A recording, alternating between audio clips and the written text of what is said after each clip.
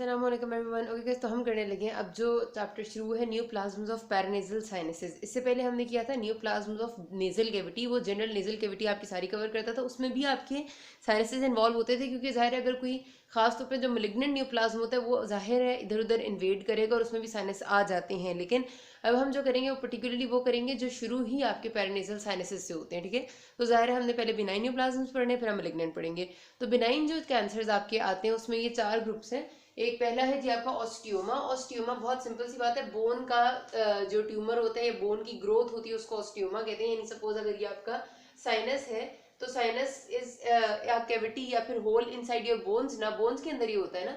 तो बोन्स में ही अगर बोनी ग्रोथ ऐसे बनने लग जाए और वो मजीद ग्रो करे या फिर ग्रो करके उधर रुक जाए, क्योंकि ये बिनाइन है तो लोकलाइज्ड होगा, अपनी जगह पर ही लिमिटेड होगा, तो वो आपका ऑस्टियोमा होता है। तो ऑस्टियोमा आपको एक्सरेज पे बहुत क्लियरली नजर आते हैं, जो आपके खासतौर पे ऐसे आपका एक्सरे होता है ना वो वाला वाटर्स व्यू का। वाटर्स व्यू का मतलब होता है कि चिन से जो एक्सरे किया जाता है, चिन वाली साइड से, उधर फ्रंटल साइनसेस में इस तरह से आपको बाकायदा, जैसे बाकी वैसे तो साइनसेस आपको ब्लैक कलर के नजर आएंगे क्योंकि उनमें हवा होती है, लेकिन अगर ग्रोथ हुई होगी तो व्हाइट कलर की इस तरह आपको नजर आती है। तो एक्सरे में बहुत आराम से नजर आ जाता है और इसको फिर आपने लोकली एक्सरसाइज करना होता है, ठीक है, ताकि ये दोबारा से ना हो। वैसे तो नॉर्मली इतना सिम्टोमेटिक ये नहीं होता क्योंकि ये बिनाइन होता है ऑस्टियोमा, तो इसलिए छोटा ही होता है साइज में। लेकिन अगर सिम्टम देगा तो तब अगर साइनस कॉस्टिया ब्लॉक हो गया, ठीक है, सपोज इस तरह से कुछ ग्रो हुआ था कि साइनस का जो ड्रेन करने वाला सुराख था वो ब्लॉक हो जाएगा, इसकी वजह से उस वक्त जो है वो फिर सिम्टम्स आने लग जाएंगे, नेजल ऑब्स्ट्रक्शन के भी और पेन के भी, और फिर हो सकता है बीच में इन्फेक्शन भी हो जाए, तो इस किस्म के, वरना नहीं होते।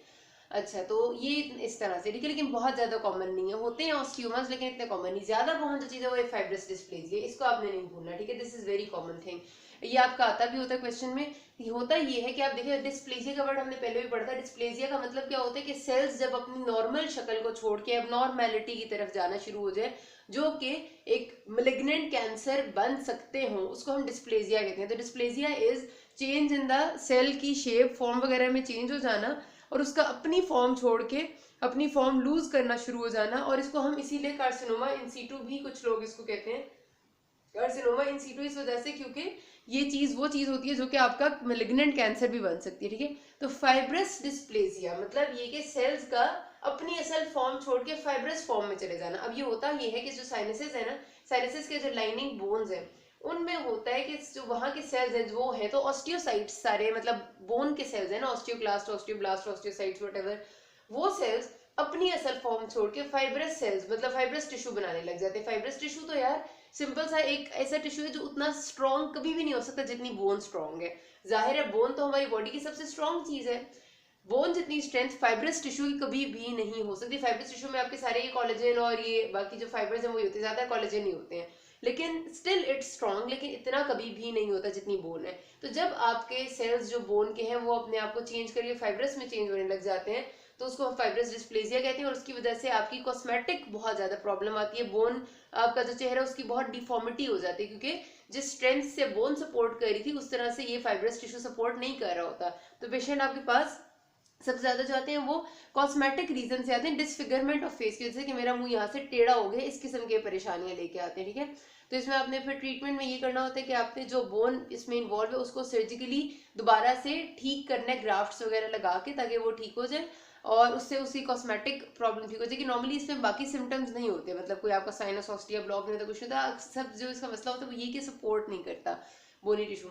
अब ये हो क्यों जाता है, वैसे तो ये पैथोलॉजी का कॉन्टेक्स्ट है, लेकिन it is a genetic mutation most commonly, जिसकी वजह से बिनाइन ट्यूमर। लेकिन क्योंकि बिनाइन न्यूप्लाज्म हम इसे कहते हैं, बिनाइन का मतलब है कि अगर सपोज ये इतने से साइनस की इतनी सी बोन को इसने इन्वॉल्व किया तो ये इतनी ही को इन्वॉल्व कर ही रखता है, ये ज्यादा नहीं करता, मतलब है खुद ये ऐसे ही है। अगर इसमें मेलिग्नेंसी आ जाए वो एक अलग बात है जो बहुत ही रेयर है, तो इस वजह से फिर हमारे लिए इसको ट्रीट करना आसान होता है, बिकॉज इट इज बिनाइन। तो आपने इसमें ये बात याद रखनी है कि ये आपका वो वाली चीज है कि जिसमें फाइब्रस टिश्यू आ जाएगा, पेशेंट्स कॉस्मेटिक अपीयरेंस की प्रॉब्लम या डिसफिगरमेंट ऑफ फेस लेके आएंगे, कहेंगे आई डिस्प्लेस हो गई है, आई जो है वो मेरी आंख अपनी जगह पे नहीं रही, इस किस्म की प्रॉब्लम्स, तो उसको आपने ठीक करना होता है। तो आपसे एमसीक्यू पूछते होते हैं अक्सर के पेशेंट आपके पास आया है और उसने कहा है कि भाई डॉक्टर साहब मेरी जो आंख है वो पहले अपनी जगह पे थी, अब आहिस्ता आहिस्ता काफी मैं नोट करूँ वो थोड़ी सी टेढ़ी होती जा रही है, मुंह इधर से अंदर होता जा रहा है, मेरे चीक्स जो है वो अंदर हो रही है, हालांकि मैं खाता पीता भी ठीक हूँ, बाकी सब ठीक है।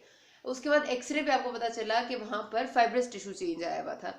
तो बताएं कि ये क्या है, या फिर वो आपसे कह देते हैं कि एक्सरे में पता चला कि it is a benign neoplasm, तो बताएं ये क्या है, ठीक है। तो ऐसे में आपका फाइब्रस डिस्प्लेसिया होता है। फिर ऑसिफाइंग फाइब्रोमा, ऑसिफाइंग फाइब्रोमा, अब यहाँ पर भी देखिए नाम इनके मिलते जुलते हैं, यहाँ भी कोई फाइब्रस है, यहाँ भी फाइब्रस है। फाइब्रोमा का मतलब है कोई फाइब्रस टिश्यू ही है यहाँ भी। ऑसिफाइंग मतलब जिसमें बोनी कंटेंट भी है। अब इसमें क्या होता है, इसमें भी बेसिकली आपकी जो बोन है वो फाइब्रस नेचर में आहिस्ता आहिस्ता बदल रही होती है, लेकिन कैल्सिफाइड फाइबर्स होते हैं वो, मतलब अगर आपके फाइबर्स ले हो रहे हैं ऐसे करके तो उनमें कैल्सिफिकेशन भी होगी, ठीक है, याद रखना है। लेकिन इन दोनों में जो मेजर डिफरेंस होते हैं ना वो ये कि फाइब्रस डिस्प्लेसिया उतना ज्यादा वेल डिमार्केटेड नहीं होता, ठीक है।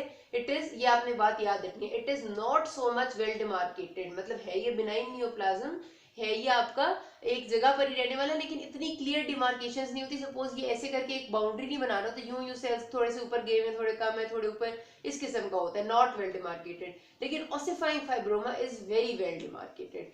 डेफिनेटली इनमें जो जितनी भी म्यूटेशन है वो डिफरेंट है दोनों में, वो तो है ही, लेकिन जो हमारे देखने में फर्क इन्हें हमें पता चलता है ना, वो ये कि इतना वेल डिमार्केटेड नहीं होता और ये आपका ज्यादा वेल डिमार्केटेड होता है, और ये एक पर्टिकुलर एरिया छोटा सा बोन का इन्वॉल्व करता है, दैट्स इट। ये आपकी बोन के डिफरेंट थोड़े छोटे के एरियाज को इन्वॉल्व कर सकते हैं, ये बात जहन में रखनी है, ये बुक में नहीं लिखी हुई आपको मिलेगी, ठीक है। हमारे पास जो आता है वैसे भी पेपर में ना वो ये फाइब्रस डिस्प्लेसिया है, ऑसिफाइंग फाइब्रोमा तकरीबन कभी भी नहीं आया, तो इस वजह से आपने जहन में इसको ज्यादा रखना है, इसको भी रखना है, मैं नहीं कहीं भूल जाना, लेकिन स्टिल मतलब ज्यादा ये आता होता है, ठीक है। अच्छा, फिर है हमारे पास एमिलोब्लास्टोमा। एमिलोब्लास्टोमा सिंपली आपका दांतों का एक, आप समझ लें कि बिनाइन ग्रोथ होती है, यानी कि जो आपके टीथ है ना, आपको मैंने पहले बताया था कि टीथ के जो रूट्स होती हैं उनकी ये ओडोंटोजेनिक ग्रोथ है, जो कि ग्रो करते करते मतलब टीथ के रूट्स में ग्रो करती है, और इनके ऊपर क्या होता है कि मैक्सिलरी साइनस पड़ा होता है, तो ये मैक्सिलरी साइनस के नीचे फ्लोर को पियर्स करके ना उसके अंदर चली जाती है, तो इस तरह की साइनसेस को अपने साथ इन्वॉल्व कर लेती है। तो ये ameloblastoma is your odontogenic growth, particularly ये उसकी ग्रोथ नहीं होती और आपने इसको सर्जिकली एक्सरसाइज करना होता है, ठीक है। फिर इसके बाद हमारे पास कुछ बिनाइन न्यूप्लाज्म वही होते हैं, मेनिनजियोमा, हेमेंजियोमा, पेपिलोमा, ये हम सारे वही वाले न्यूप्लाज्म जो हम नेजल कैविटी में पढ़ चुके हैं। मेनिनजियोमा भी मैंने आपको बताया था कि वो साइनसेस में आ सकता है, इन्वर्टेड पेपिलोमा भी बताया था कि वो आ सकता है, उसको इन्वर्टेड पेपिलोमा मैंने आपको पिछली वीडियो में बताया था कि बहुत इंपॉर्टेंट है, उसको रिंगर्ड्स ट्यूमर भी कहते हैं, ये बात मैंने नहीं बताई थी, इसको अपने पास लिख लें, बुक में नहीं लिखी हुई, कि इन्वर्टेड पेपिलोमा बहुत इंपॉर्टेंट है, आता होता है, और उसको रिंगर्ड्स ट्यूमर भी कहते हैं, कभी कभार आपसे इस नाम से पूछ लेते हैं, ठीक है। तो ये वो वाले सारे ट्यूमर्स है जो नेजल कैविटी में से आपके पैरानेसल साइनसेस में आते हैं, तो बहरहाल मैं आपको बता चुकी, इसलिए रिपीट नहीं करी, ये नहीं बताया था इसलिए इनको कर दिया, ठीक है। अब हम करते हैं स्टार्ट, इसमें से आपने ज्यादा फाइब्रस डिस्प्लेसिया को अपने ध्यान में रखना है। अब जो मैलिग्नेंट न्यूप्लाज्म्स हैं उनमें से आपके पास सबसे पहले तो एमसीक्यू आता होता है, इंसिडेंस का इतना कभी कोई पूछता नहीं है, वैसे ये कि जो आपके सारे बॉडी कैंसर हैं उनमें से 0.4% आपके ये वाले होते हैं, पैरानेसल साइनसेस के मैलिग्नेंट कैंसर्स होते हैं। जो इनमें से याद रखने वाली बात है वो ये कॉज आती होती है आपकी फर्नीचर इंडस्ट्री वाले लोगों में, पक्का आपने याद रखना है, इसको आपने कभी भी अपने जहन से जिंदगी में नहीं निकलने देना कि उनको एडिनोकार्सिनोमा का रिस्क ज्यादा होता है। जो हार्डवुड फर्नीचर है ना हमारा, ये जो हमारे नॉर्मल टेबल मेज कुर्सियां सारा फर्नीचर होता है, जो मेन फर्नीचर है, उसको बनाने की इंडस्ट्री में जो लोग काम करते हैं उनको एडिनोकार्सिनोमा ऑफ पैरानेसल साइनसेस का खतरा बहुत ज्यादा होता है, क्योंकि उसमें से जो वो लोग स्नफ, वो जो सूंघ रहे होते हैं, जो वुड के पार्टिकल्स हैं, वो आपके साइनसेस में जाके सेटल हो सकते हैं और वहां पर वो मेलिग्नेंसी कर सकते हैं, ठीक है। तो मेलिग्नेंट न्यूप्लाज्म्स जो आपके हो जाते हैं, adenocarcinoma of paranasal sinuses furniture industry वालों को होता है, और जो निकल रिफाइनिंग एरियाज में काम करते हैं, मतलब जहां पर निकल को रिफाइन किया जाता है, उनको स्क्वेमस सेल कार्सिनोमा का खतरा ज्यादा होता है, ठीक है।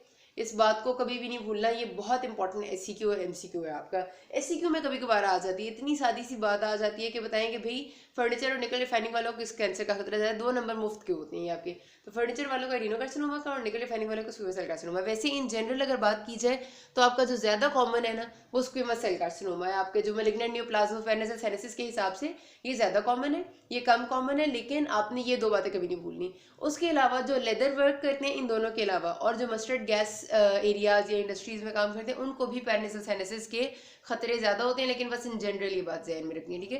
कि अगर आपसे कोई ये पूछ ले क्वेश्चन में कि बताएं कि कौन कौन से एरियाज हैं जहां पर लोगों को ज्यादा खतरा है पैरानेसल साइनसेस का, तो आपने चारों लिखने हैं, और पर्टिकुलरली ये 2 तो बहुत पूछते हैं, इनको आपने बिल्कुल नहीं जहन से निकलने देना। अगर हिस्टोलॉजिकली बात की जाए, मैंने आपको बता दी कि मेन यही टाइप्स होती हैं, squamous cell carcinoma most common है, एडिनोकार्सिनोमा, एडिनोइड सिस्टिक कार्सिनोमा जो है वो आपके लेस कॉमन है। ये तो सारे होते हैं आपके एक साइड पे। उसके बाद जो लिम्फोमास वगैरह हैं वो तो बहुत ही लीस्ट कॉमन है, मतलब वो इतने ज़्यादा भी नहीं है। तो अब मैं आपको अगले पार्ट से स्टार्ट करती हूँ जो हमारा मैक्सिलरी साइनस का कार्सिनोमा है। अभी तक किसी को कोई मसला हो, you can ask me. Thank you.